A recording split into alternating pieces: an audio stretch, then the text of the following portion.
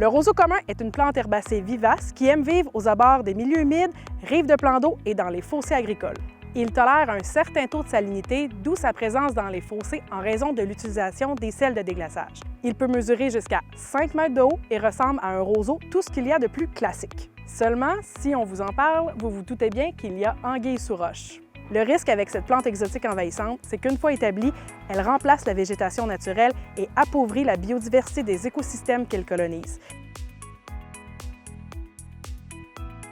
La grande majorité des nouvelles populations de roseaux communs émergent à partir d'une ou de plusieurs graines. Par la suite, ils se propagent essentiellement de manière végétative par l'intermédiaire de ces tiges aériennes que l'on nomme stolons ou de ces rhizomes. Chaque tige peut également produire jusqu'à plusieurs milliers de graines par an, histoire d'être sûr de bien s'implanter.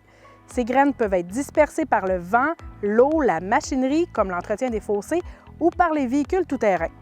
Le roseau commun est plus facilement reconnaissable lorsqu'il est en fleurs dès ou en septembre.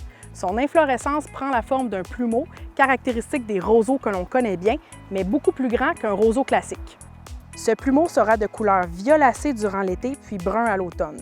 Ses feuilles sont vertes, planes et de forme allongée. Actuellement, nous comptons très peu de roseaux communs sur notre territoire. La plupart des colonies sont localisées le long des routes et sont contrôlées par le ministère des Transports du Québec.